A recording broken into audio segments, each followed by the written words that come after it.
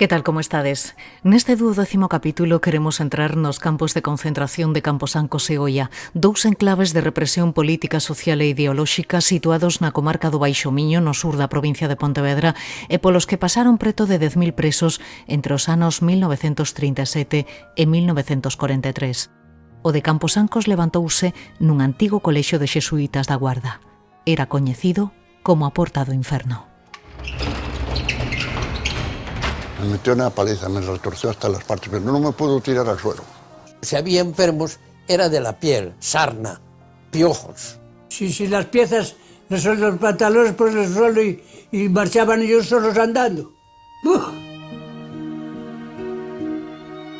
Hubo mortos por enfermidades, otros pudieron morrer en fugas improvisadas que intentaron facer para atravesando o Miño. Era unha zona moi complicada de corrientes, e moitos morreron afogados fuxindo. E logo había paseos moi frecuentes. Na fosa común de Sestás, que hai 49 presos, o 2 de xulio, dun golpe, executaron a 31, de un golpe. E logo, o día 20 de xulio, outros 18, que suman os 49. Unha verdadeira barbaridade, que foron todos eles acusados de rebelión militar, cando os que se habían rebelado eran os outros. A tan só 17 kilómetros de Camposancos, no mosteiro de Oia, habilitouse un segundo campo de concentración polo que chegaron a pasar alrededor de 4.000 prisioneiros. A humidade, a falta de alimentación e as enfermidades fixeron mella nos internos que deixaron testemunho daqueles anos de guerra e represión nos muros das súas celas. Para min, eu considero que son máis importante que o Guernica. O Guernica foi un encargo do goberno da República a Pablo Picasso, non? Isto non foi un encargo, isto é a testimuña directa da desesperación, non? O avó e un tío avó de Inma estiveron encerrados alí. Este último non conseguiu sobrevivir. Le marcó silenciosamente. Ni mi madre tiene esta información. Ella siempre explica que recuerda la imagen de cuando se fue con su madre y su hermana pequeña a la estación y vio pues un hombre que no conocía de nada, ¿no? Con un aspecto, puedes imaginarte, demacrado, ¿no? Y su madre que le decía, es papá, y ella escondida detrás de su madre porque no reconocía a su padre, ¿no? Y es una imagen que le queda. A historiadora Iria Morgade recrea o acontecido no campo de concentración de Oia na súa novela Quen escribirá a miña historia, un relato cargado de dor, de culpa, pero tamén de valentía e de superación. Con ela reflexionaremos sobre o alcance da represión, sobre a figura dos vitimarios e tamén sobre a manipulación do relato por parte dos fascistas. Houbo un relato que se construiu alternativo e que moldeou a percepción que tivemos do que aconteceu. Iso, ao final, o que fixo foi consolidar a impunidade dos perpetradores, non? Pero ademais neste capítulo falaremos da loita que libran dous irmáns de Ferrol para anularlle o Consello de Guerra a seu pai condenado a 20 anos de cadea por un delito de rebelión. A Fiscalía fíxose cargo do caso o abeiro da Lei de Memoria Democrática. Bueno, nós sempre tivemos en mente a posibilidade de restituir a memoria do noso pai e estamos nelo, estamos empezando o proceso. E aínda na nosa portada traemos o malestar das vítimas do padroado das mulleres que non aceptan o perdón da Igrexa despois de décadas de abusos. Denuncian os malos tratos e vexacións sufridas nos anos nos que estiveron internas nestes organismos franquistas que buscaban reeducalas na moral católica. Exixen verdade, xustiza e reparación. Soy superviviente del orfanato Oblatas del Santísimo Redentor de Carabanchel Alto. Igual que no se me permitía salir a trabajar, no se me permitía salir a comprar, no se me permitía salir para nada, pero sí se me permitió salir con mi padre, que era mi abusador. Los castigos eran especialmente crueles. Frotamiento de ortigas en la vulva por orinarse en la cama de forma reiterada, lamer el suelo dibujando cruces de saliva, desatrancar los váteres obstruidos a diario con las manos desnudas. Sé que el silencio es daño y dolor inmenso, pero no soy capaz de ir más allá.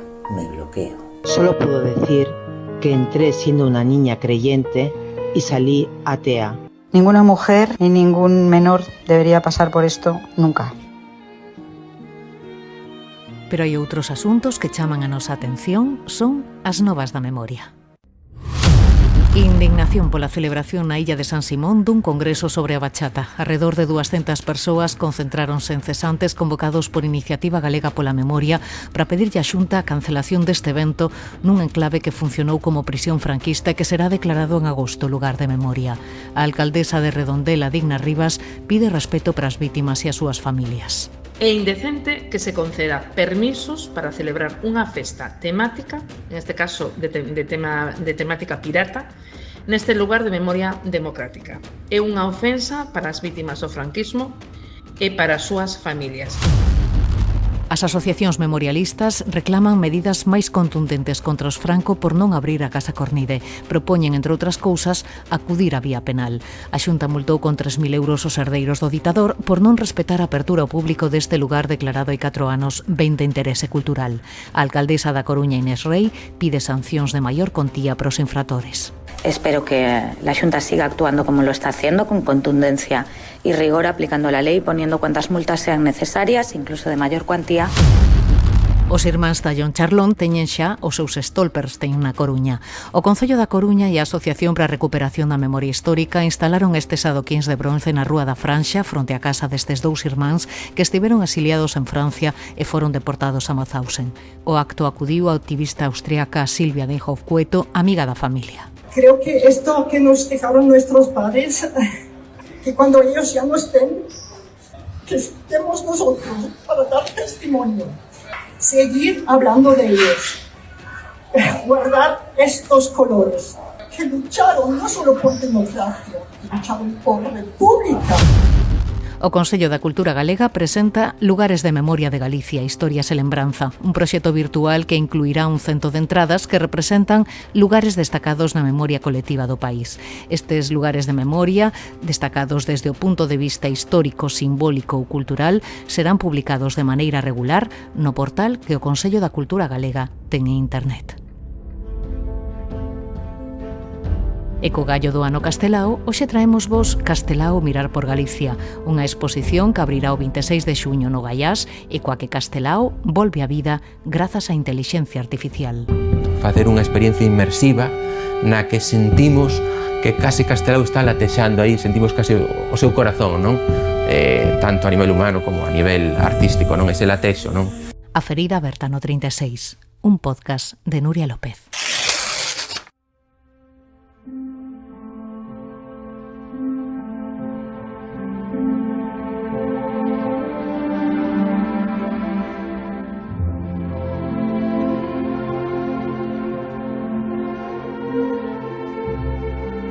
Convidámosvos a entrar no campo de concentración de Camposancos, situado nun antigo colexio de xesuítas da Guarda.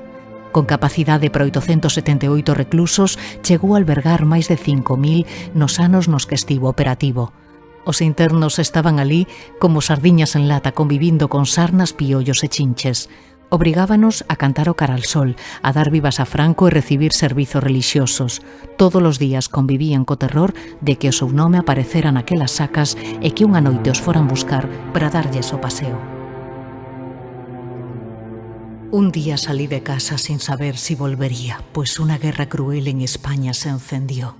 Y después de muchas penas y de 1000 calamidades, a los 3 años de guerra ganaron los nacionales. Al acabar la guerra entre ratas nacionales, otra cruel empezó en campos y cárceles, esta otra más tremenda y además sin piedad, pues se castiga a los hombres con toda la iniquidad. Batallones de castigo, cárceles nacionales, es lo que espera la juventud en una España de nacionales. No ano 2007, Xosé Ballesta e Miguel Anxo Fernández reuniron estes testemunhos de presos nun documental Memorial de Camposancos que aínda hoxe, case 20 anos despois, segue estremecendo. Entramos en Camposancos da man de Xosé Ballesta, o autor do documental Memorial de Camposancos. Valorado agora, despois de 25 anos, efectivamente daste de conta do importante que foi aquelo que fixeste de unha forma máis ben humilde, non discreta, porque esa xente xa non está. Son documentos de xente que viviu realmente, experimentou realmente a realidade do campo, non? Estábamos igual que las hormigas, pegados unos a otros. Yo con otros, no sé, nos juntamos 8 en una celda de las seminaristas. Otros sentados por las escaleras, otros por el suelo y para de cabecera yo ponía los zapatos envueltos en la chaqueta de almohada. O que ten que ver co afinamiento era tremendo, non? O sea, xente era un campo que inicialmente estaba concebido para 900 personas e chegou a ter máis de 4.000. Entón, imagínate como estaba a xente ali dentro, con moita xente con enfermidades da pel moitísimas contagiosas, un estado de higiene deplorable. Si había enfermos era de la piel, sarna, piojos. Si las piezas, los pantalones por el suelo y marchaban ellos solos andando. Había los piojos por miles. Do que non falaban mal, curiosamente, foi unha sorpresa, decía que fame non pasaran porque a horta dos jesuítas que estaba pegada ao campo estaba moi ben surtida e ali estaba o exército e tiña abundante comida. Entón, digamos que eles fame non chegaron a pasar, eso que coincidían os presos. Non é unha cosa que sorprendeu, non, sí. Un sargento de la legión, que era el jefe de campo, me metió una paliza, me retorció hasta las partes, pero no me pudo tirar al suelo. Daban, un que se llamaba Brocas, que él daba leña. Estaban deitados a dormir, ala, levántate, ala, patadas, ala, levántate, ala. Tenía que levantarse. Pegáronles a muchos cuando empezaron a venir los informes, eso sí. Pero no les pegaban mirando a nosotros, los llevaban para donde tenían donde los consultaban. Y el que no levantaba la mano y cantaba el carasol, lo mataban. Un día al amanecer, ya sentimos mucho ruido por allí, y cuando levantamos, ametralladoras por el móvil, por allí.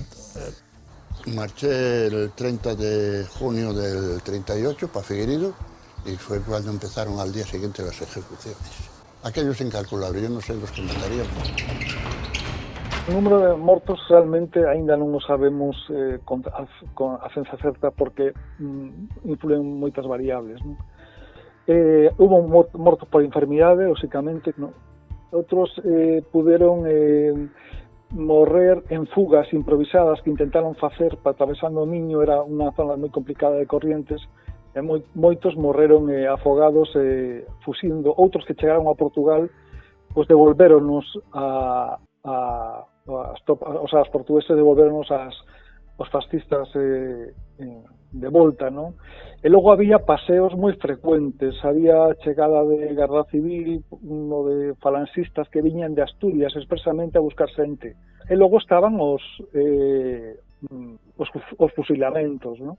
É dicir, en Camposancos trasladouse o tribunal asturiano para xulgar estos presos, para clasificalos máis ben.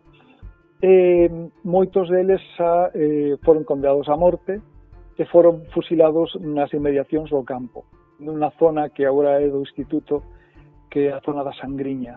Aí hubo verdadeiras masacres no mes de xullo do ano 37, sí. Mención aparte merece a solidaridade dos veciños e sobre todo das veciñas da Guarda, non? Que non dubidaron en atender no que podían a estas persoas. Claro, que Camposancos ten esa doble cara, que unha realidade terrible de como un ser humano pode destruir a outro, non? Por unha cuestión meramente ideolóxica. E tamén Camposancos significa solidariedade, non? Porque pese a que estaba prohibido achegarse aos presos, non? a xente dos alrededores do campo pois trataban de axudar no que podían, pois, por exemplo, acollendo a familiares que viñan de Asturias ou de León, que viñan a ver aos presos, pois acollíanos na súa casa, dabanlle casa. E tamén directamente os presos lavabanlle a roupa, por exemplo. Os presos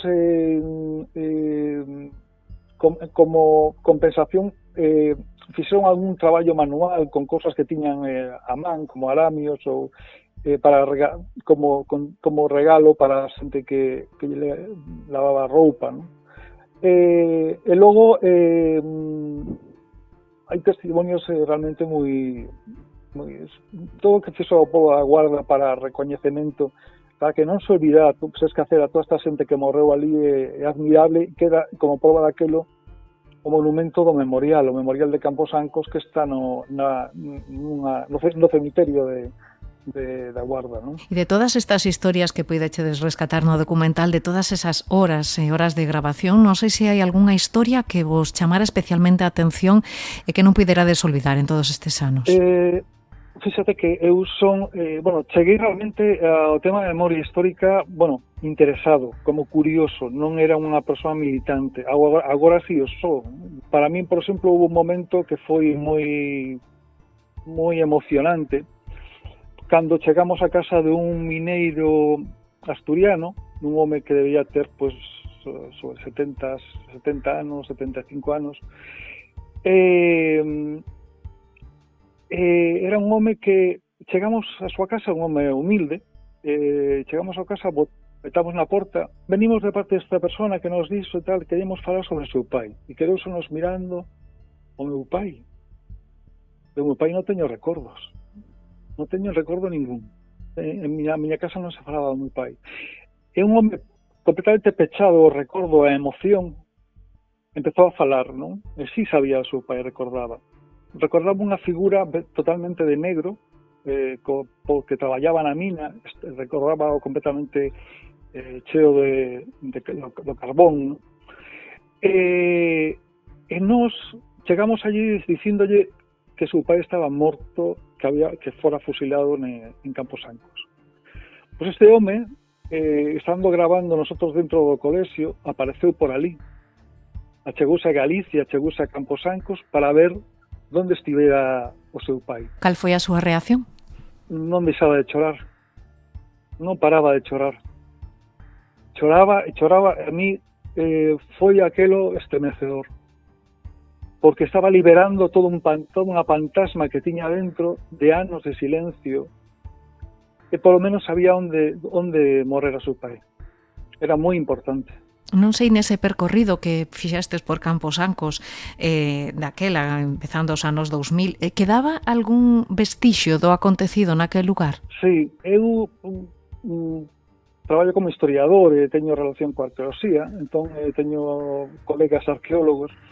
Entón, cando chegamos a Camposancos, faláranos de que os presos deixaran grabada na parede de usos, grafitis, textos. Incluso había unha película dos anos 80 que un mestre de a Guarda había grabado, pero era unha película que non se veía prácticamente nada, ¿no? E nos, con este arqueólogo moi pacientemente, pues, buscando polos muros, comenzamos a ver que chorreando e debaixo de pintura estaban os grafitos todavía conservados. E que dicían? Pois había debuxos, había avións, había bombardeos, había poemas. De feito, no libro, no pequeniño libro que editamos junto co documental, vai encabezado por un poema feito por un preso. Estaba escrita a palabra Barcelona, estaba o logotipo do Partido Nacionalista Vasco. É dicir, había sobre todo palabras soltas. Era emocionante porque eran os grafitos que deixaran os presos. E tivechedes ocasión de regresar desde entón? Algúna vez volviches a Camposancos? Sí, volvimos, sí. Lóxicamente, cando fixemos a estrela documental, volvimos varias veces a Camposancos. En xeral, había unha doble opinión, había xente que estaba orgullosa de que, bueno, de que tivéamos feito documental e que se contara a historia, pero había veciños que non, e veciñas que non estaban de acordo, non? Que era sinalar a Camposancos como un punto negro. Insistía que a Camposancos hai que recordarlo como un punto blanco en como solidaridade frente á barbarie, non? Os veciños tiñan que sentirse orgullosos. Non, sin embargo, encontrábamos esa doble opinión que supoño que co tempo xa admiten con naturalidade, claro. Pois nada, con esa mensaxe que damos coa da solidaridade dos veciños de Camposancos. Xosé Ballesta, moitísimas grazas por achegarte ata aquí. Unha aperta. Unha aperta, Nuria. A ferida aberta no 36, un podcast de Nuria López.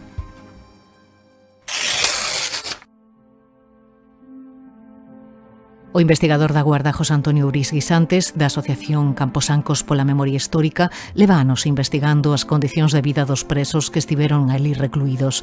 As conclusións aparecen recollidas no libro A Porta do Inferno, o campo de concentración de Camposancos na Guarda, publicado no ano 2022. Señor Uris, que tal? Benvido. Hola, boa tarde.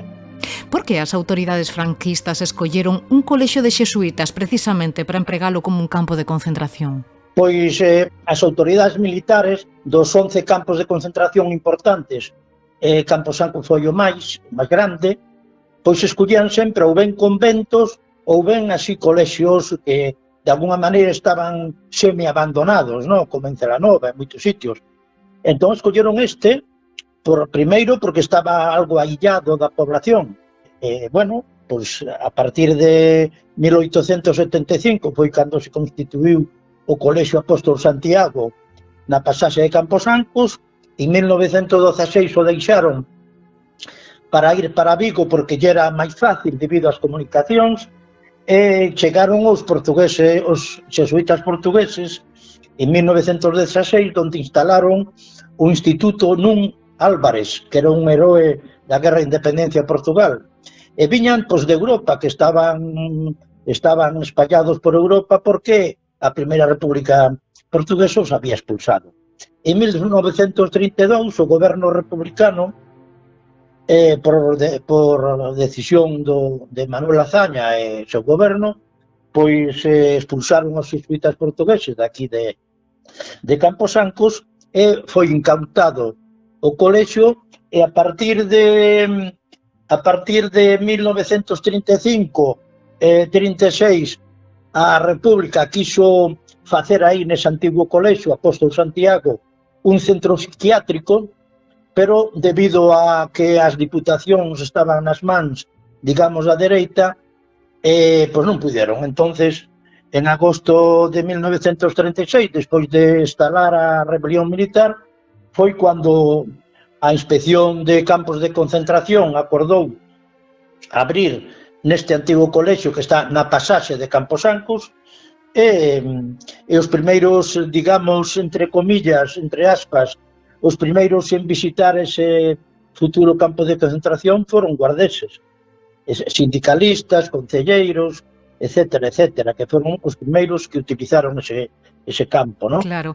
O campo primeiro funcionou como campo e despois como prisión, non? A ver, o campo de concentración primeiro se chamaba Campo de Concentración de Presos e Presentados, logo se chamou Prisión Central Habilitada de Camposancos, desde o 28 de outubro do 38 hasta 1941. Pero hubo presos que pertenecían a batallóns de traballadores que ainda traballaron por xesuítas hasta o ano 42. Quer dicir, oficialmente se devolveu o campo por os militares no 41, pero os xesuítas, cando conquistaban a cidade os golpistas, xa empezaron a chegar en setembro do 38, aquí a Guarda. Chegou a haber, según o censo ese que temos, 68 xesuítas aí que non facían nada.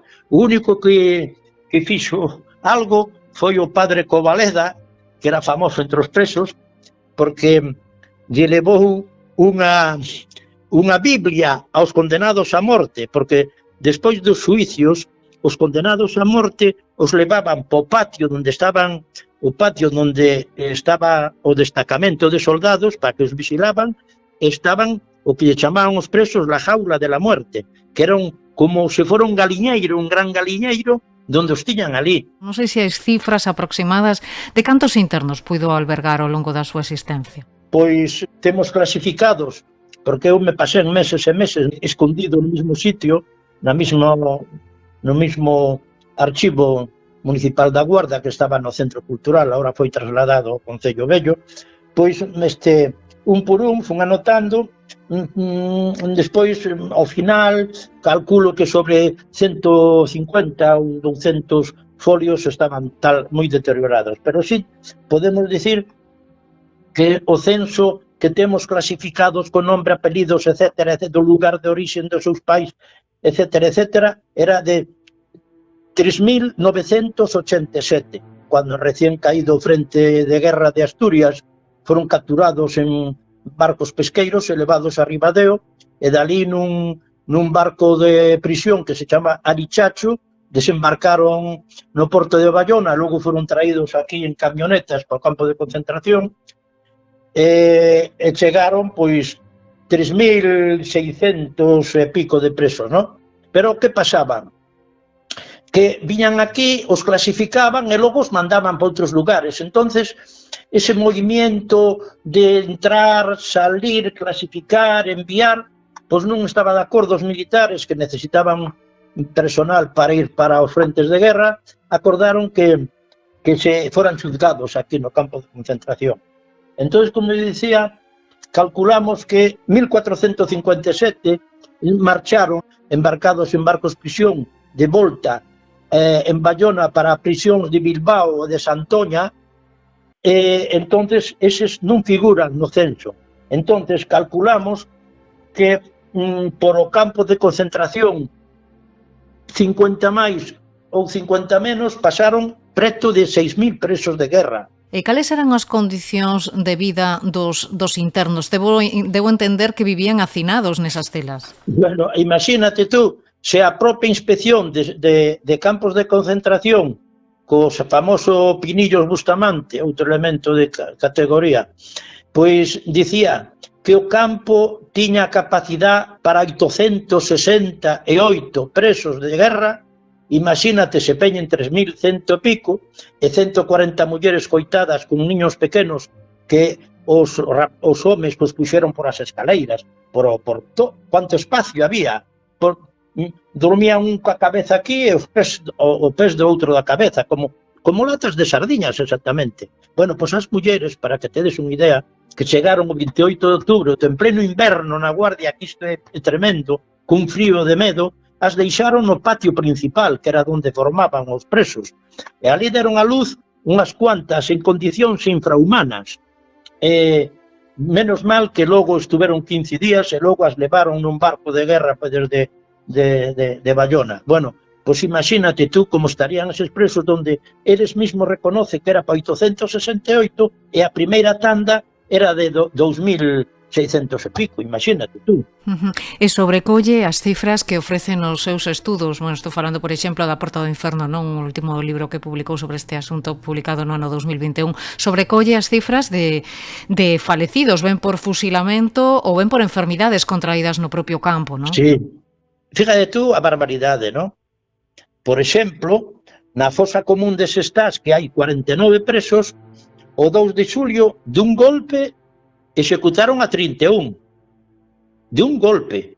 E logo, o día 20 de xulio, outros 18, que suman os 49. Pero paralelamente a iso, o 2 de xulio, cando fusilaron a ese montón de 31, ese mismo xulio, fusilaron noutro lugar, no IEPS da Sangriña, aí nesa zona, outros 12. Na esplanada da Alameda de Tui, solamente de Camposancos, dos presos de Camposancos, fusilaron a 41. No Forte do Castro, en Vigo, foron executados 33 presos de guerra do campo de concentración. E 18 deles, xuntos, que foron metidos na fosa común de Pereiró, que aí se pode ir a visitar. E no kilómetro número 1 da Avenida de Uruguai de Pontevedra, imagínate outro dato, o 2 de xulio dese 38, imagínate, tú, o 2 de xulio é na Guardia, en Tui, en Pontevedra, pois agora no Castro, no Forte do Castro, foron executados 33 presos provenientes do campo de concentración. 18 dos cales están na Forxa de Pereiró, como dicía, e no kilómetro 1 da Avenida Uruguai de Pontevedra, o 2 de xulio, xuntos, fuxilaron a 25. E logo, pois, falleceron de enfermedade 85, incluído algúns que enterraron no cementerio de Camposanco, son 7. Bueno, o 20% a causa de tuberculosis. Por lo tanto, temos iso que te dixen, unha verdadeira barbaridade, que foron todos eles acusados de rebelión militar, cando os que se habían rebelado eran os outros. Un volume de mortes que se veu acrecentado desde que se instalou no campo o Tribunal Militar de Asturias, que acabou ditando ata 195 penas de morte. Imagínate que como un tribunal militar que viñera de Xixón a xuzgalos aquí, como pode condenar no mismo día a 80 prisioneiros de guerra, e no mismo día se faen con esos 83 consellos de guerra sumarísimos. Tú imagínate, e logo nese consello de guerra son condenados a morte no primeiro 6, no segundo 8 e no terceiro outros 8. Logo 20 condenas de reclusión perpetua, condenas de 20 anos, condenas de 15. O sea, é imposible poder xuzgar, ahora que estamos democráticamente falando, que debo de ser un paripé, como dicía a xente por aquí, por a Guarda, que acudían algunhas a ese espectáculo denigrante de xuzgar aos presos, ¿no? En fin, un escritor que escribiu as súas vivencias aquí no campo de concentración de Camposancos, que se chamaba José Antonio Cabezas, falaba do sinvergüenza do presidente desa comisión de clasificadora, que se chamaba Varela Plata, de apellido, e dice, era Tomás Varela Plata. Bueno, dice, era un hombre alto, fuerte, como de 40 años, de uniforme con boina roja de requeté, sienes canosas, bigote recortado, patillas de bandolero o de soldado carlista del siglo XIX, empleaba con frecuencia palabras casi blasfemias. Me cago en las zapatillas de la Virgen. Su mentalidad era de fanático con ribetes de inquisidor. Era navarro y una bala en el frente lo había dejado impotente. Los presos le temían. Le llamaban Zumalacárregui, los presos. Los presos temblaban ante él y en la puerta de la oficina llamaba con un vergajo o la culata de la pistola. Estos eran los elementos que xulgaron a eses preto de 6.000 presos, para que te des unha idea. Debo entender que o trato dispensado era terrible a todos eles. Vostede, ademais, fala no seu libro tamén de que había unha zona chamada como os pabillóns da tortura, non? Exacto. Bueno, cando chegaban os presos, había un pabellón que se pode aínda contemplar, alguén que vaya a visitar o ex campo de concentración, era un torreón que tiña no baixo os soldados de guardia, e logo os outros dous eran interrogados por a comisión de clasificadora e sobre todo por a falanxe, que eran os encargados da vigilancia interior, que eran os que se interrogaban. Bueno, pois se chamaban eso, como tú dices, o pabellón do terror, porque aí eran malleiras, incluso o primer fusilado, o primer executado, mellor dito, dai se chamaba Cleominio Muñiz Lorenzo, e tiña 18 anos e estaba sendo interrogado en pleno mes de novembro. E como chovía, o rapaciño na parte de arriba non había rexas, porque se te botabas da lixa te matabas, entonces se asoma coa escudilla que lle deran para poder beber das malleiras que lle deran, e ao asomarse un centinela que estaba a 100 metros de distancia pensou que se iba a botar e foi o primeiro exusticiado. Por lo tanto, iso era o tema do campo de concentración de Camposancos, e máis a fosa común de Sestás, era para facer dúcias de entrevistas, porque no fondo de todo isto xace o dolor, o terror e esa barbarie de que eran acusados de rebelión militar ou de auxilio á rebelión, cando os que se habían rebelado e auxiliado entre eles foron os propios que os mataban, os propios que os sentenciaban, non? E que papel xogou a veciñanza da Guarda naquela época? Porque teño entendido que algunhas mulleres levábanlles auga, levábanlles comida, incluso lles lavaban a roupa, non? As mulleres, como digo, as mulleres, as lavandeiras, porque hai que lle chaman de outra maneira, eu chamo lavandeiras, iban a visitar os presos para recollerlle a roupa e logo os domingos, sábados ou domingos, eran levadas xa lavadiñas e facían recados, por exemplo, colleron confianza cos propios soldados, que eran soldados de cupo, que non eran sanguinarios como os militares responsables dos golpistas, pois sempre había man de ancha, non? Entonces, levabanlle recados das familias, levaban cartas metidas no sosténs, etcétera, o diñeiro, porque as familias só estaban autorizados a estar na Guarda o máximo 5 días.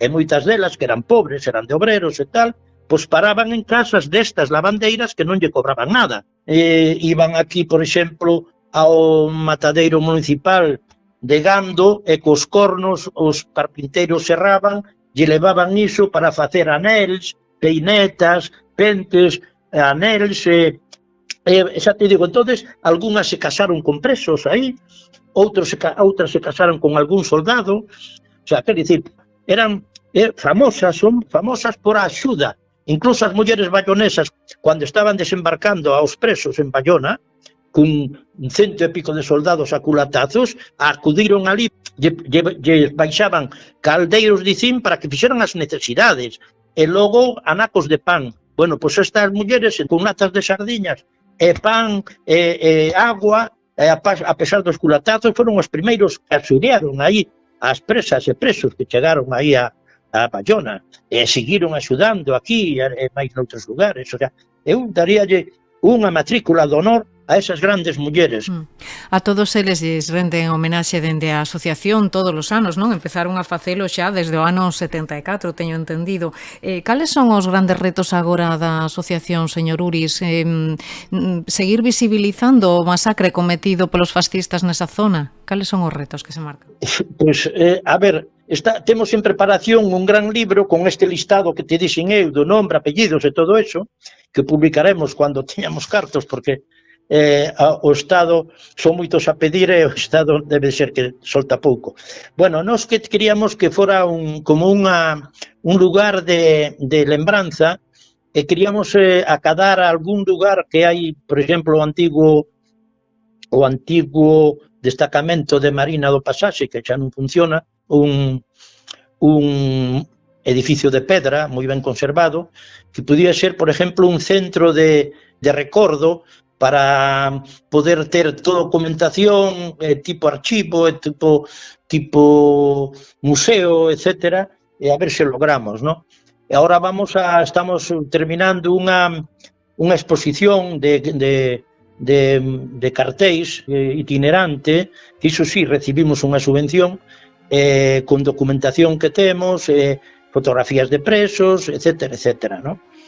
E tamén vamos facendo homenaxes.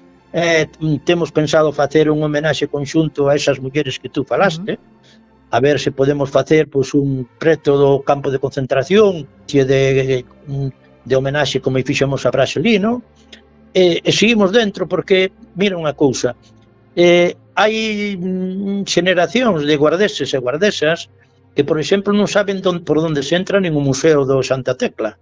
E hai generacións de guardeses e guardesas que si foron a poñer flores na fosa común, e hai outras generacións que non lle interesa iso. E hai familias que foron represaliadas que seus fillos ou seus netos aínda non saben o que pasou, porque o terror era tan grande que non quixeron contar nada.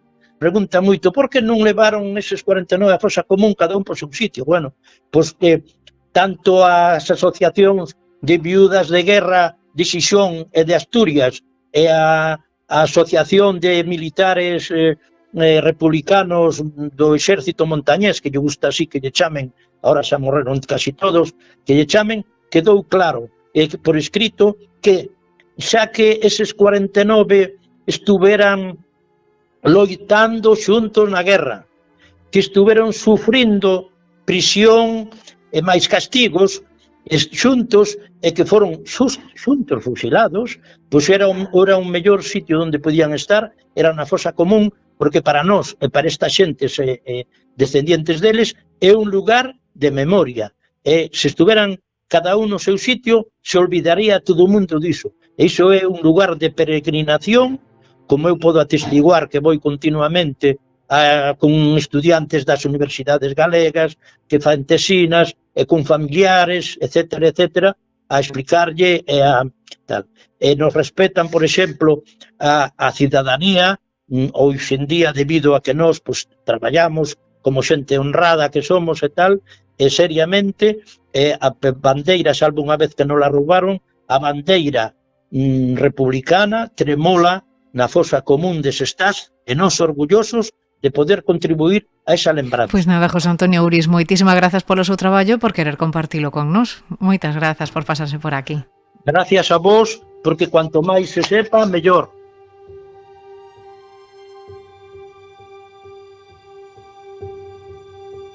A poucos kilómetros de Camposancos, as autoridades franquistas habilitaron outro espazo para atender a crecente chegada de reclusos. Escolleron o Mosteiro de Oia. Alí, igual que pasou en Camposancos, os internos deixaron testemunha do seu paso polo campo a través de debuxos e anotacións que facían nas paredes do propio mosteiro. Con qué pena y sentimientos tuve que abandonar al marcharme a esta guerra donde penas teníamos que pasar. 3 meses a cumplir se van de nuestra separación, donde me hallo prisionero de un campo de concentración. Y en Santa María de Oya, donde permanezco noche y día, y la impaciencia me devora pensando en ti.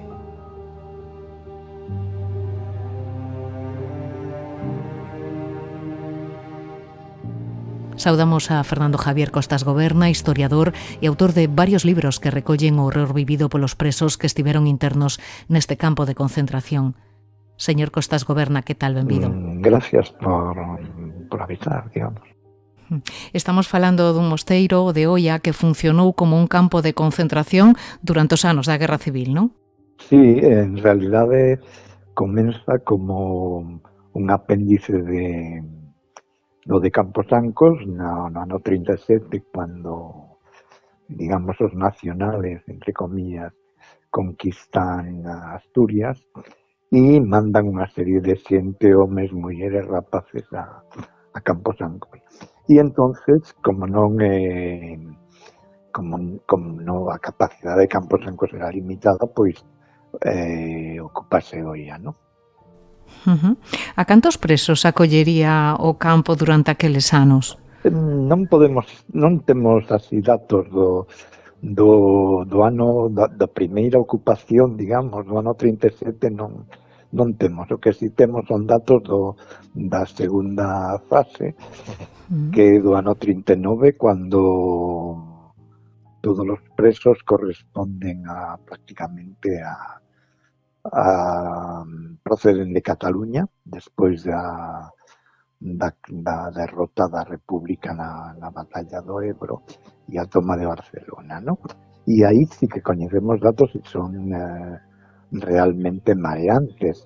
Hai que pensar que solo en 2 barcos que chegan o 23 de febreiro de 1939 a Bayona, procedentes do porto de Pasajes, chegan 3.000 máis, e sabemos que o 8 de febreiro estaban registrados na Inspección Xeral de Campos de Concentración 1.000 e pico. O sea, estamos a falar de 4.000 personas hacinadas, ¿no? En que condicións vivían estes presos? Que tratos se lles dispensaba nese lugar? É moi difícil transmitir o que pasaba exactamente aí, ¿no? Eles chegan aquí, os que chegan aquí, nese ano 39, atopanse cunha dirección do campo por parte de un militar que toma o apodo de Capitán Castaña, porque realmente a comida era agua quente con castañas, ¿no? E aparte, eles, por exemplo, teñen prohibido recibir e escribir correo. A rutina diaria era erguerse, ir ao patio dos Naranxos e pasar lista, adoctrinamiento mañanero a base de cánticos de cara al sol, etc. E despois os baixaban a playa que hai xusto debaixo do mosteiro, non? E os deixaban aí, pois, digamos, dado que o campo non tiña condicións higiénicas, non? Por así decirlo, pois, digamos, a playa era un pouco o espallamento, non? E se era frío ou calor, eles os deixaban aí. Hai constancia de mortes no interior do campo por enfermidades ou por execucións? Sí, temos, digamos, hai un registro no Concello de Oia correspondente a esa época no que se fala de sobre 25 mortos por disenterías, etc. A verdade é que non todos morreron de eso, ¿no? Pero bueno, entendemos que sí.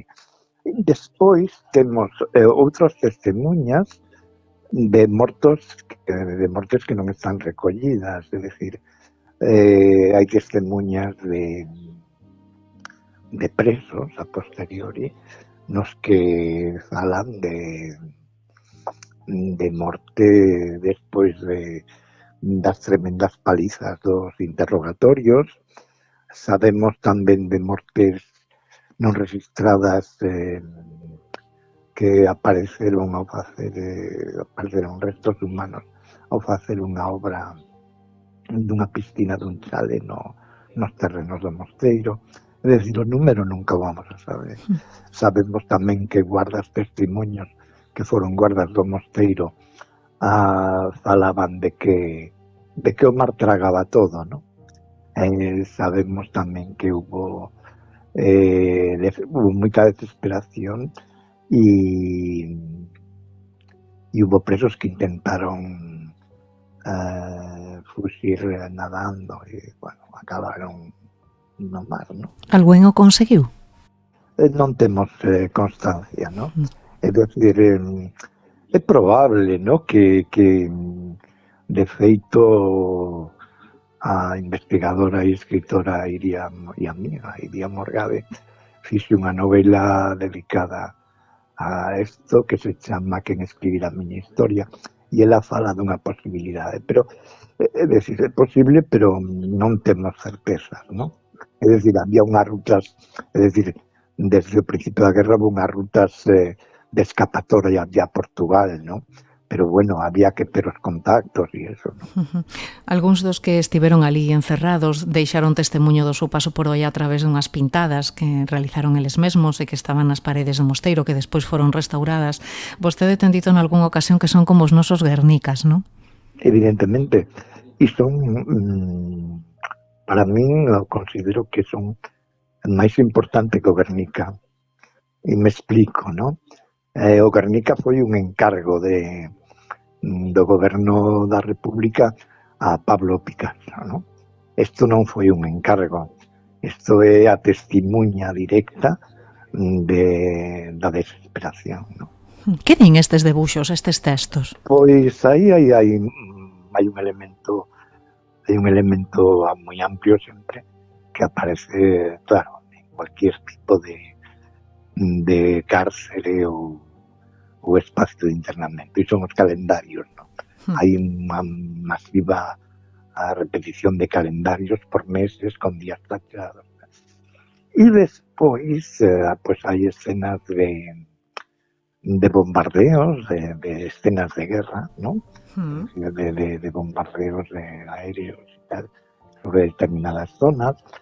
E despois hai unha serie de frases que nos ilustran bastante ben a vida, no campo, é dicir, desde estamos fartos de castañas hasta algún preso de procedencia andaluza que prega, que dice que por la Virgen María, por la Macarena y por la Santa no sé qué, por favor, Franco, sáqueme de aquí, ¿no?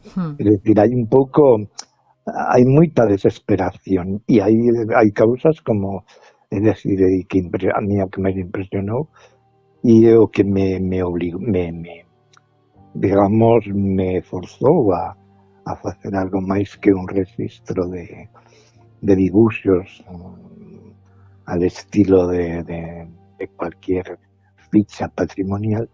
Foi unha frase que foi a primeira que mirei, que era, decía, aquí chegou tal día fulanito e tal día con outra letra, un colega del escribe, salió para el cementerio, ¿no?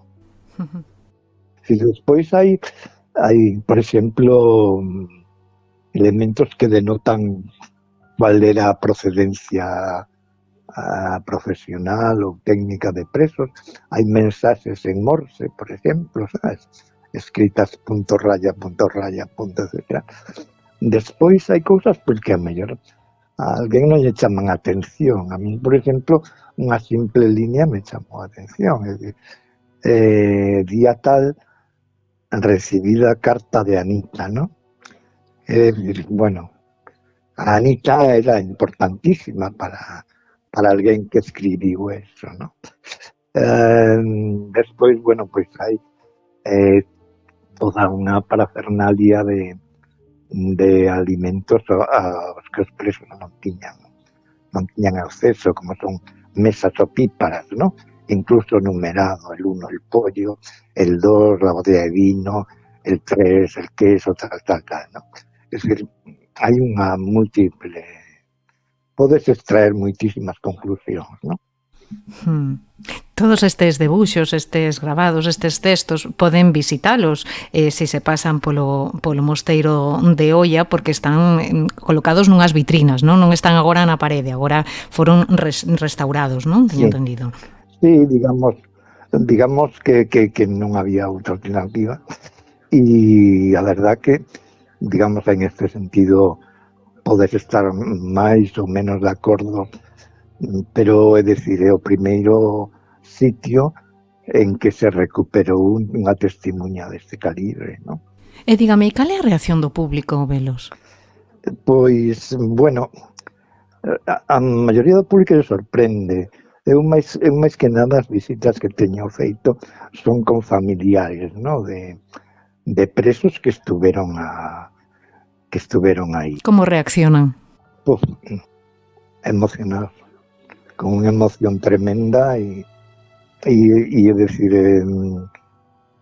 de feito o que eu fago é acompañaros a chorar, non? Pois Fernando Javier Costas Goberna, moitísimas grazas por facernos esta pequena visita guiada polo mosteiro de Oia, ese lugar que albergou ese campo de concentración durante os anos da Guerra Civil e anos posteriores. Moitísimas grazas por contárnolo aquí, unha aperta. Gracias a vos por facer que non se esqueza.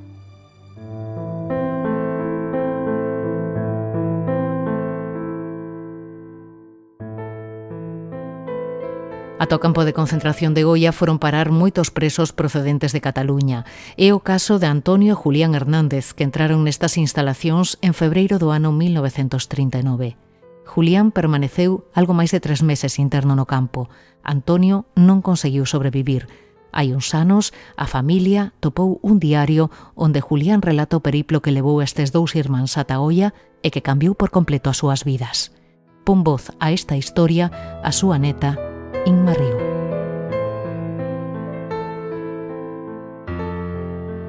Lo que sabemos es solo lo que encontramos en el diario de mi abuelo, de Julián, porque él, como muchas personas, no contaron nada.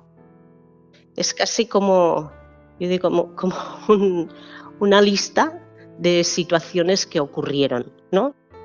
Mi tío abuelo, o sea, Antonio, el que murió en el campo de concentración, lo llamaron a la mili, lo llamaron y se fue. Ellos vivían en Girona y se fue a Figueras, ¿vale? Y poco después mi abuelo pone forzosa incorporación, esto en septiembre, y él también se reunió con él en Figueras, ¿no?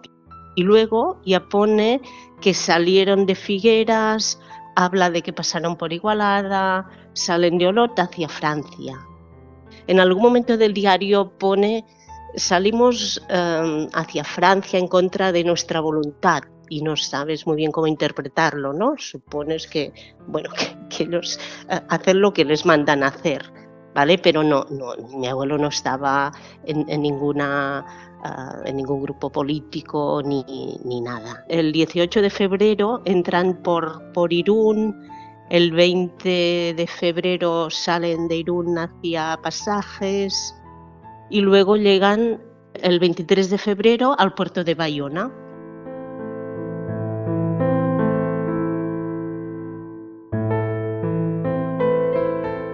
Día 23 de febrero de 1939. A las 6 de la tarde llegamos al puerto de Bayona, donde desembarcamos, saliendo inmediatamente en camión al campo de concentración de Santa María de Olla. Llegan en febrero, no habla para nada de las condiciones que viven, sí que se empieza a explicar, mi hermano Antonio cayó enfermo. Día 1 de mayo de 1939. Se puso mi hermano Antonio enfermo a causa de una diarrea y atendiéndolo yo en todo lo que podía y que el caso requería para ello. Y luego ya te dice, bueno, recibe las últimas voluntades y lo único así medio emocional que dice es enterramos su cuerpo frío. Día 16 de mayo de 1939. A las 3 de la mañana dejó de existir, en compañía mía solamente, después de 67 horas de penosa y terrible agonía. Tenemos alguna carta que él escribía, pero yo creo que la carta que escribe es ya desde Figueras, los primeros días, porque hay una carta muy bonita a mi madre, que mi madre tenía, pues, no sé, 5 o 6 años, era muy pequeña, ¿no? Diciéndole que cuide de su hermana pequeña, porque mi tía nació justo cuando llamaron a mi abuelo, o sea, acababa de nacer mi tía. Y alguna carta que dice, me he tenido que ir, pero bueno, volveré, te compraré no sé qué, ¿sabes? Bueno, yo creo que es de aquí.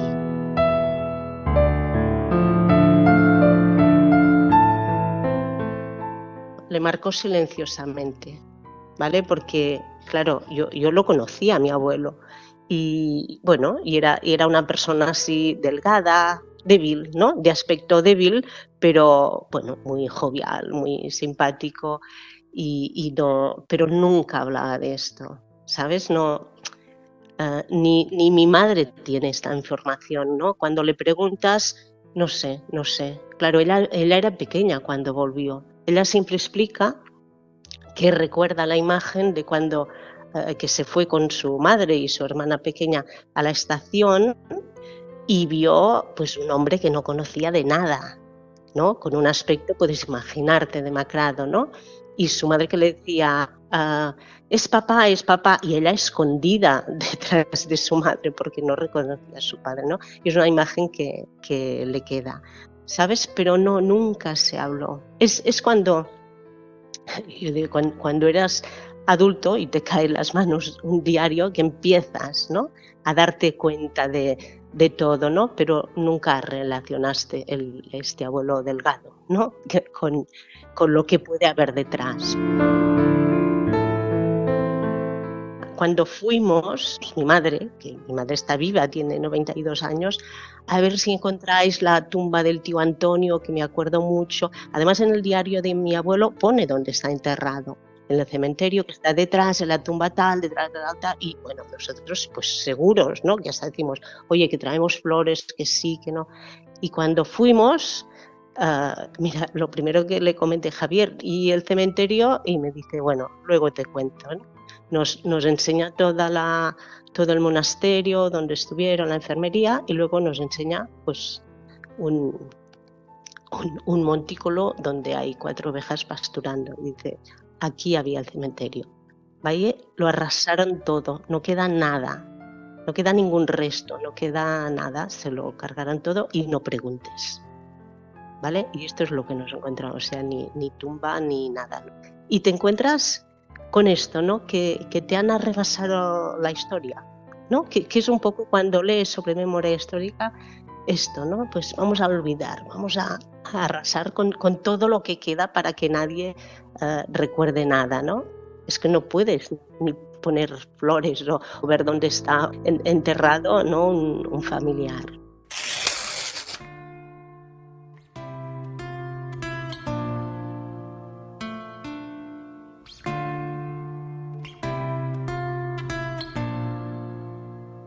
A doutora en Historia Iria Morgade recreou o acontecido entre os muros do campo de concentración de Oia nunha novela maravillosa, Quen escribirá a miña historia, na que, por certo, aparecen Julián e Antonio Hernández, unha obra publicada hai 2 anos por Galaxia e que foi galardoada co Premio Antón Losada Diéguez de Creación Literaria. Iria, benvida, grazas por achegarte ata aquí. Moitas grazas a ti por convidarme. Xa terás contestado, supoño, moitísimas veces a esta pregunta, Iria, pero por que unha historiadora escolle a ficción para artellar este relato? Ben, pois sí, esa pregunta ten varias respostas. Por unha parte, naceu esta novela dun xeito indivisible con esa outra vertente, coa investigación. Foi no marco dunha investigación sobre os lugares de memoria, unido a unha visita de lecer miña ao Mosteiro de Oia, cando surdiu ante min todo o que aconteceu ali. Bueno, foi máis adiante, meses despois, xusto no confinamento, cando dun xeito espontáneo surdiu en min a necesidade de escribilo dese xeito, no? Quizáis foron moitos os anos que estiven en contacto, máis alá na cuestión do Baixomiño, do Mosteiro de Oia, en contacto co trauma da violencia exercida tras o golpe de Estado, comezando polo meu bisavó, que foi asesinado, un mestre enteo, ata todos os seguintes anos, non, nos que xa dende un modo profesional pois me dediquei á investigación. Entón penso que foi algo que levaba no peito, que dende o mundo académico non podería terme expresado do xeito que o fixen, e que, bueno, atopei nese espazo o lugar que necesitaba para explicalo. E que probablemente o mellor chegue a máis público, non? E non un público tan especializado. Sí, o sea, aparte desa, bueno, necesidade de expulsar o trauma, por así decirlo, de min, ¿no? O obxectivo fundamental na novela, unha vez comezou a tomar forma no papel, estaba baseado principalmente nun obxectivo claro, que era desterrar a idea coa que crecimos, coa que nos formamos, o relato que aínda a día de hoxe, por desgraza, segue a ser dominante, non? Desa unha guerra entre irmáns na que as vinganzas persoais, non? E a xenreira foran o motor, non? Que impulsou a violencia que se exerceu.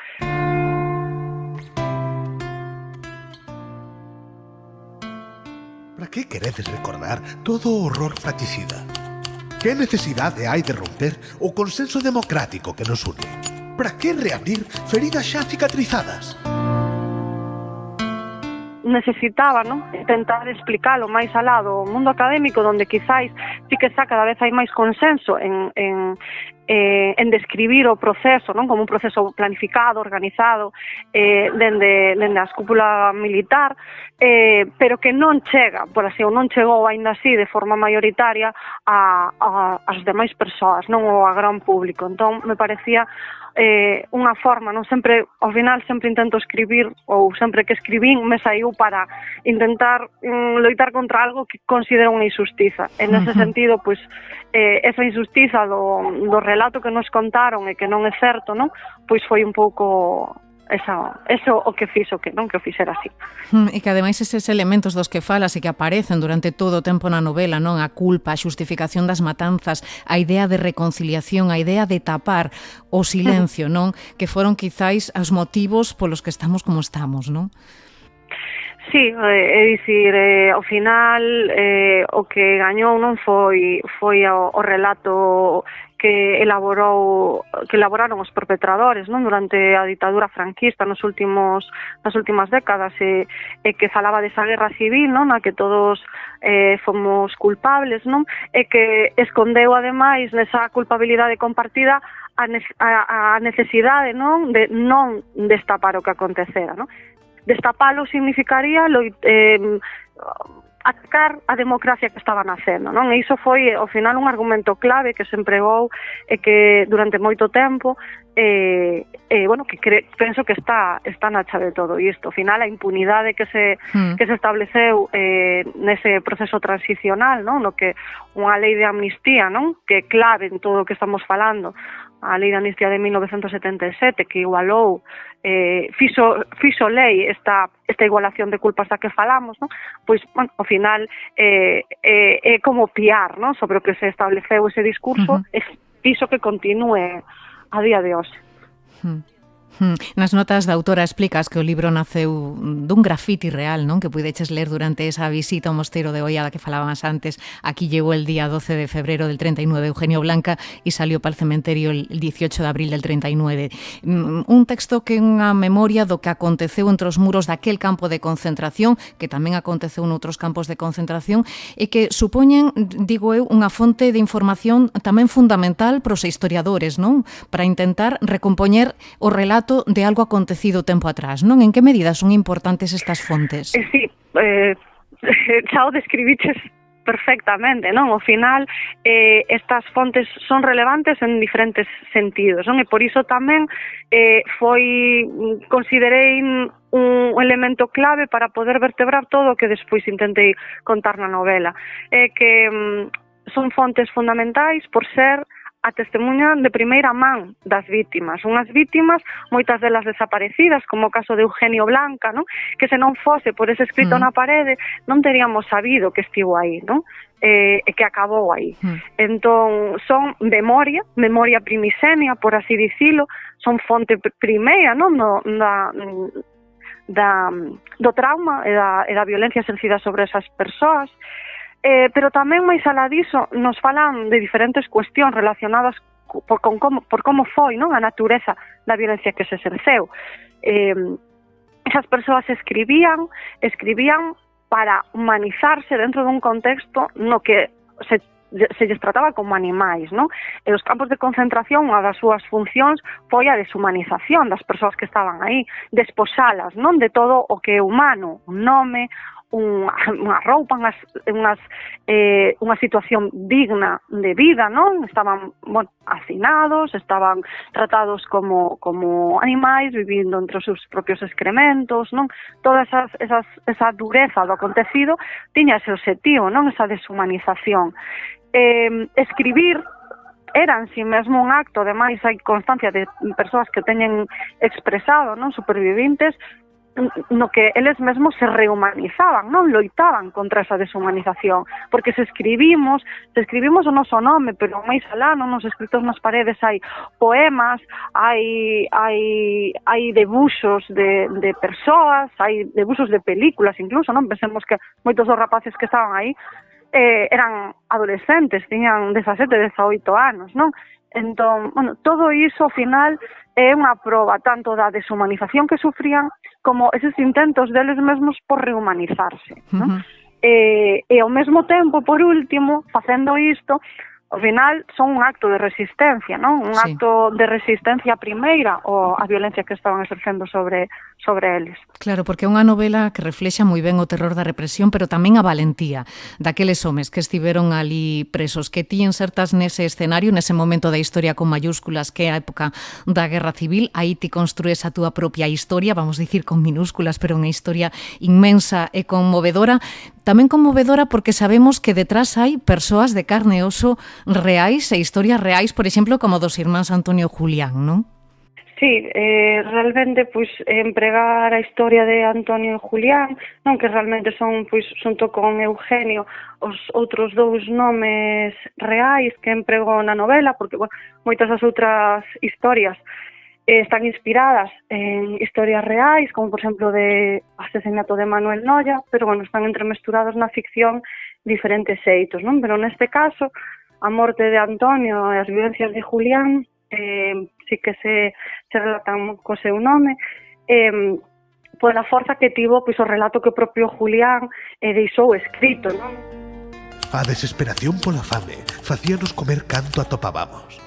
Un molusco, unha alga morta.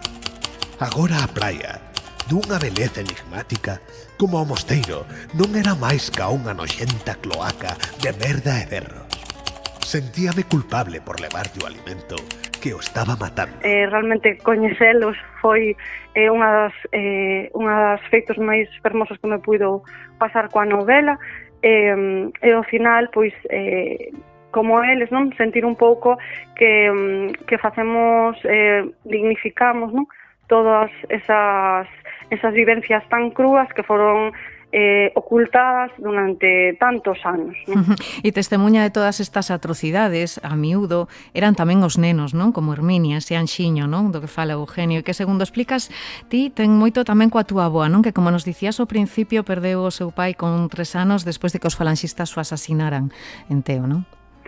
Sí, en Herminia temos tanto as veciñas reais de Oia, ¿no?, que relataron como de nenas se mesturaban entre os presos por orde da súa nai para poder pasar un anaquiño de pan, ¿no? E por outra banda se entremesturan as vivencias da miña avoa, ¿no?, que realmente non ten recordos do seu pai, máis alá de recordar ou ter así como unha visión del coa cabeza vendada, non? Porque foi brutalmente apaleado, non? Morreu días despois.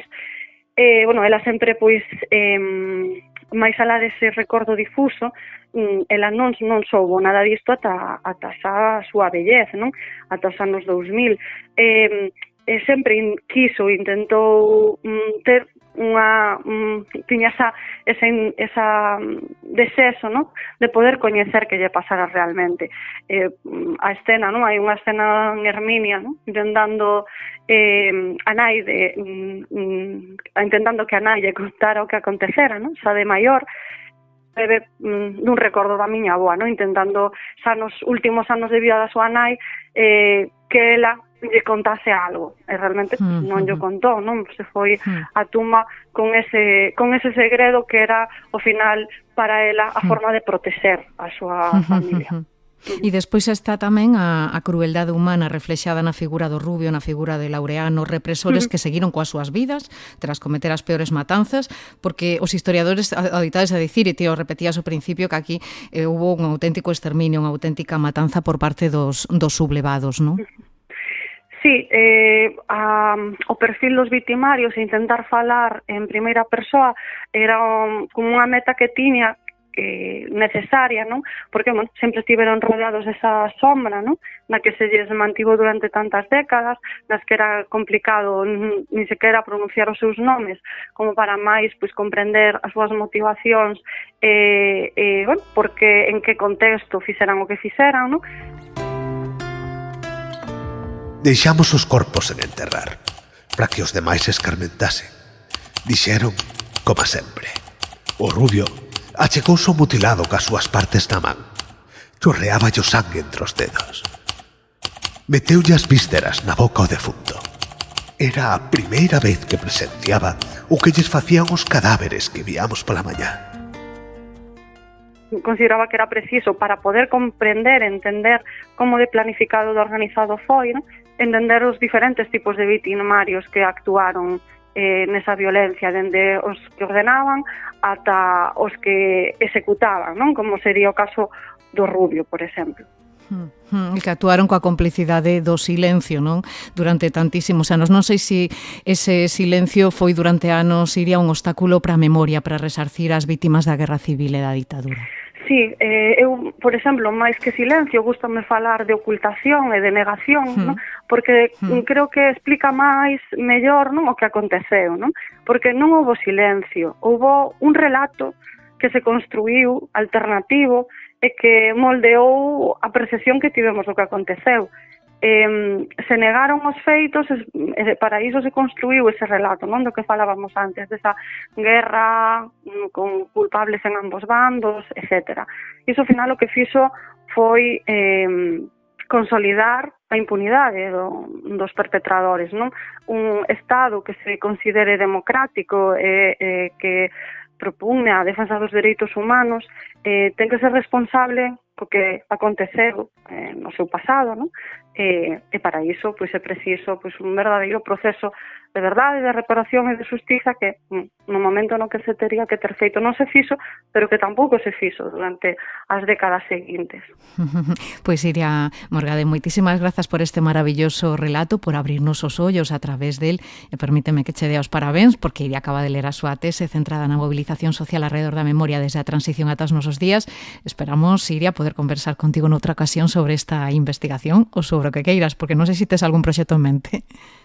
Pois moitas grazas. Sí, estaría encantada de facelo. En realidade, a tese se centra na transición. En un primeiro momento, cando comecei, non, a facer a investigación, sí que pensaba, non? Pois vou a investigar o movemento memorialista e o que tiñamos en mente pois era o movemento memorialista dos 2000. Precisamente pois o que pensábamos, bueno, pois vou a intentar investigar que aconteceu na transición, pero tendo en mente, non, o que todos coñecíamos que era o movemento memorialista dos 2000. Pero o que aconteceu foi que cando empecé a investigar atopeime con un proceso moi amplio, moi cuantitativo, cualitativo de accións que se desenvolveron na transición que fixo que a tese finalmente solamente se centrase nese período, non? Bueno, en mente teño pois intentar amoldalo a unha lectura que vaya máis alá dunha lectura dunha tese, que se poida divulgar pois máis alá do ámbito académico. Entón, pois agora ese sería o meu objetivo. E o segundo objetivo, que é máis a longo prazo, sería conformar unha biografía, non sei aínda como, o sea, baixo que formato, non? No meu bisavó, que sería pois un objetivo que leva aí aparcado moitos anos e que agora pois quero poder comezar. Pois estamos deseando poder ver realidade esos proxectos. Iria Morgade, moitas grazas, unha aperta. Graciñas, Nuria.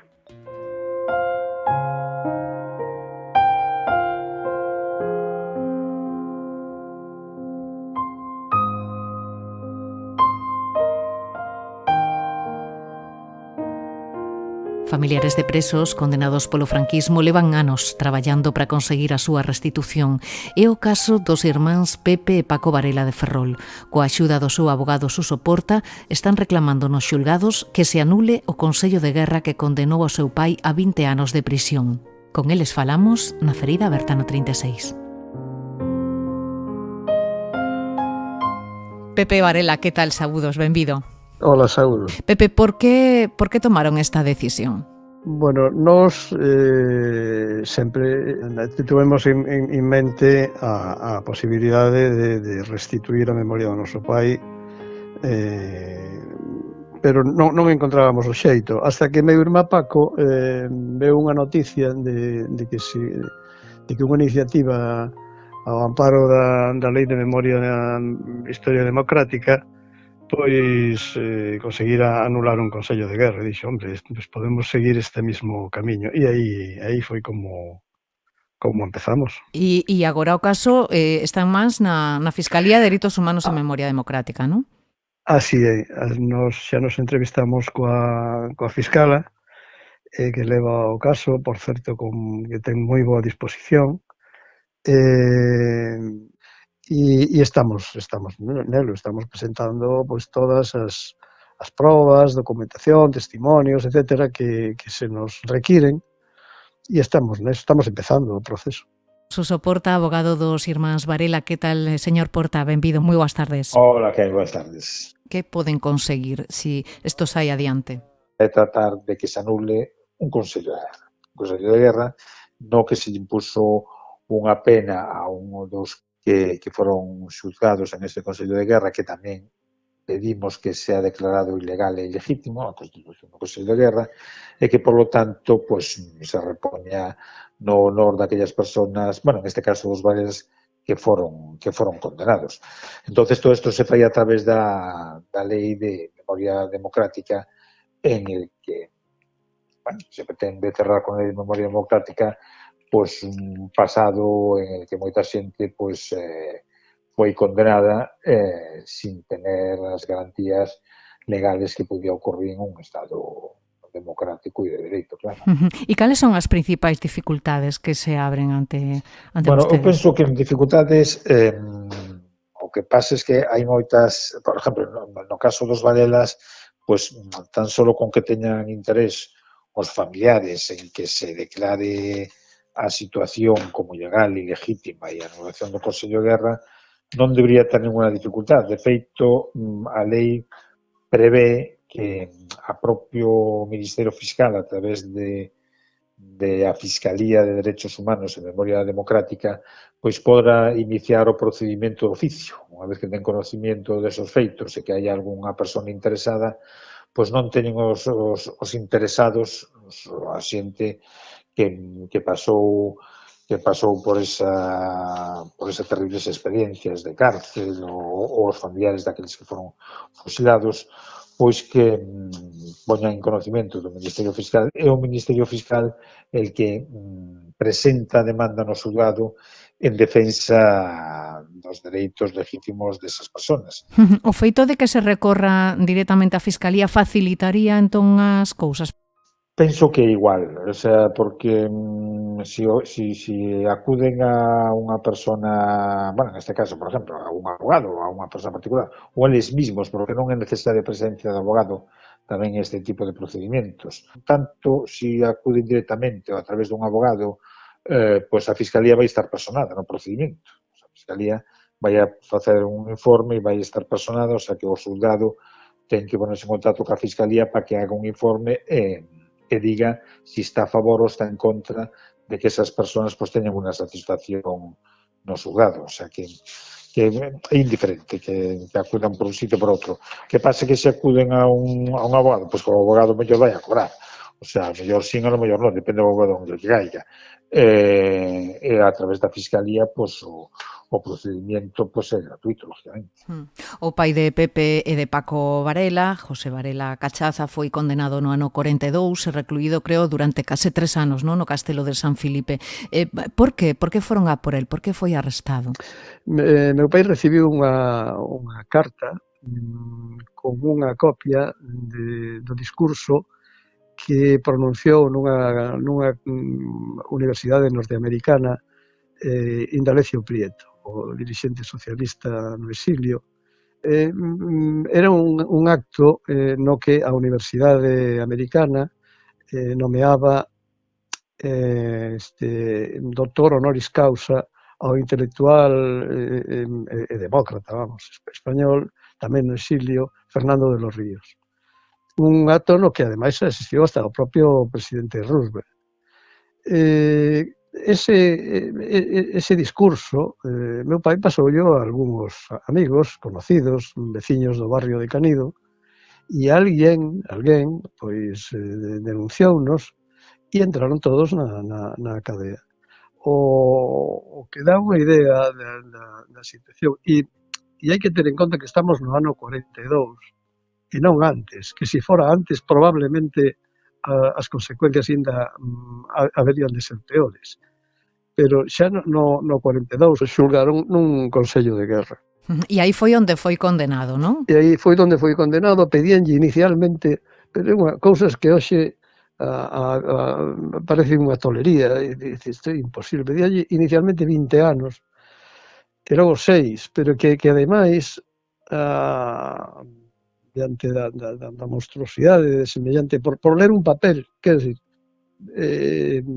nun penal militar, 6 anos, pedíanlle ao final 6 anos de prisión nun penal militar por ler un papel. É dicir, que isto visto con ollos de hoxe parece que é impensable. Increíble. Increíble, bueno, da idea tamén de daqueles que dicen que bueno, o franquismo non era tan malo. Finalmente seu pai pasaría, como dicíamos antes, 3 anos en prisión, 3 anos, supoño, de anguria, porque cada día probablemente temería pola súa vida, xa que vería sair a moitos compañeiros da cadea para non volver máis, non? Para seren fusilados. Claro, no, había algúns que el nos contaba o caso de contaba casos de xente anónima, de que os ou que el non coñecía, que estaban compañeiros del presos, e que, bueno, que os que iban a ser fusilados, como así foi despois.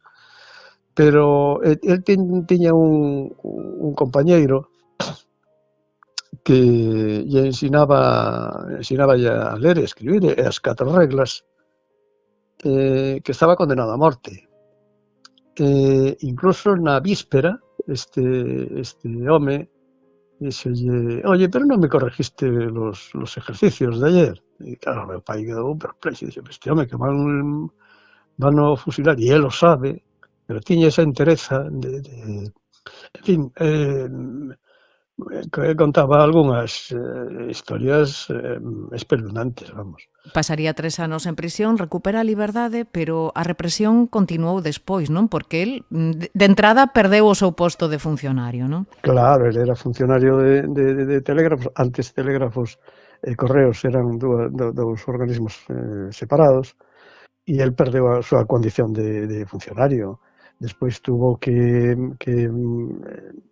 malvivir, porque se empleouse de peón, e despois, ao final, acabou sendo guardia xurado na mesma empresa, pero vamos, un empleo que sempre por debaixo da súa capacitación profesional e cultural.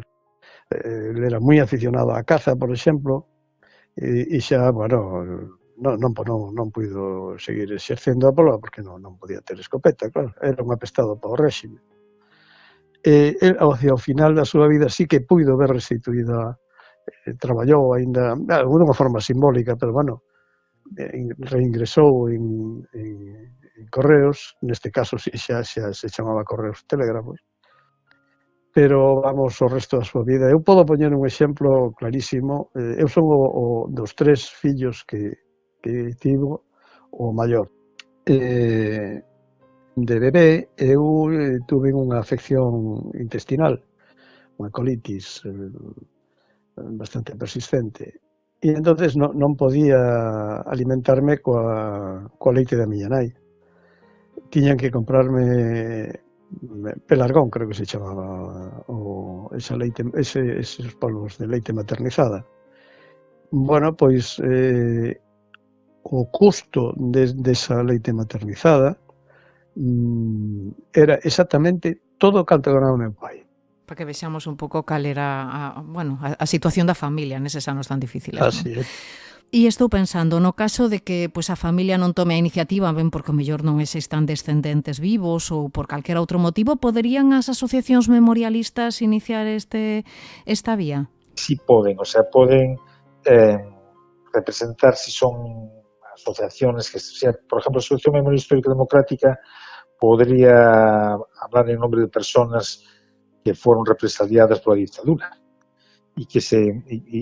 pero podría chocar con que os familiares en ese aspecto, pues que habría que buscarlos por parte de la Fiscalía si existen familiares vivos y que no se opoñan a esa situación. O sea, non penso eu que sería difícil encauzarlos por aí, Estamos falando de feitos que ocorreron moitas décadas atrás, ata 8 ou 9 décadas atrás. Non sei se esta actual lei de memoria democrática abre máis opcións que leis anteriores para poder restituir a memoria das vítimas. Sí, abre porque en principio poden acudir a un amparo desta lei e buscar a restitución hasta o ano 72, non recordo mal. Mira, estoy leyendo ahora mismo, hasta el año 78, hasta la entrada en vigor de la Constitución Española. Hasta el año 78 podrían aquellos que se sintieran, que las personas que se sintieran represaliadas bien directamente, bien a través de sus familiares, que busquen la restitución de esas personas, pues pueden acudir en busca de justicia, claro, en ese aspecto. Non sei se esperan que sexa moi longo este proceso, se esperan que se dilate moito no tempo ou non. Non, eu penso que non, porque non hai moitos asuntos como este. Eu penso que, non sei se, falando con a xente que leva a memoria histórica aquí en Ferrol, creo que teñen algúns cantos que van a iniciar dentro de pouco, saben tamén da outra persona que acudiu á Fiscalía tamén buscando o amparo da Fiscalía para que inicie o procedimento ela, pero supoño que estes asuntos pois irán un pouco con maior celeridade porque non precisan de unha tramitación e de un procedimento largo con moitas declaracións. Isto en un solo acto con declaración de testigos pois xa se pode chegar a resolverse o asunto, claro. Bueno, pois Suso, Porta, moitas grazas e moita sorte neste proceso que se abre. Moi ben, pois xa vamos entrándonos a ver se sale pronto, xa tedes noticias e volvemos a falar. Estamos en contacto, grazas. Vale. Grazas e moita sorte, Pepe. Moi ben, pois moitas gracias. Unha aperta. E co gallo do ano Castelao queremos irvos avanzando os pormenores da exposición Castelao Mirar por Galicia que se inaugura na Cidade da Cultura de Santiago vindeiro 26 de xuño. Grazas á intelixencia artificial, Castelao volve á vida e vai nos acompañar a realizar unha viaxe sensorial e emocional pola súa traxectoria vital e profesional. Asesorados pola Fundación Castelao, os responsables convídannos a coñecer a persoa que se agocha tras os lentes de Castelao e ver o mundo a través dos seus propios ollos. Castelao está en Galicia, está connosco. Trátase de darlle vida a fotografías, a sons, a debuxos, a súa palabra, a súa mirada, ese mundo que lle pertenceu. Facer unha experiencia inmersiva na que sentimos que case Castelao está latexando aí, sentimos case o seu corazón, non? Tanto a nivel humano como a nivel artístico, non? Ese latexo, non? E logo sí que utilizamos as inteligencias artificiais para poder animar, non? Ou facer pois unha recreación máis realista. A exposición inaugúrase o 26 de xuño na Cidade da Cultura en Santiago e estará aberta ata o día 11 de xaneiro. Pois ata aquí chegamos. Grazas a todos e todas por acompañarnos neste capítulo no que nos adentramos nos campos de concentración de Camposanco Segoia. Grazas a Xosé, a Javier, a José Antonio, a Inma e a Iria polos seus relatos e tamén a Fernanda Corne e Daniel Montoya por botarme unha man coa locución. No vindeiro episodio falaremos da represión na comarca do Barbanza. Os campos de concentración, evidentemente, os de Muros, os de Pobra e o de Rianxo, non? Evidentemente, con moita diferencia, son lugares de sufrimento, de morte na nosa contorna, non?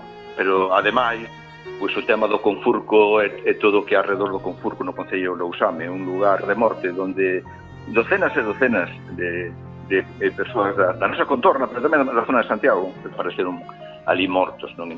Viñeron os falangistas e levaron cunha orden, unha mesa, a man, entre varios mozos falangistas. Entonces, un da Guardia Civil, que era amigo de meu abuelo, pois dixo que dille ao teu xenro que non durma na casa, porque iban de noite e querían nos levar. Xa sabes que podes atoparnos en iBooks, Spotify ou YouTube. Ata cando queiras.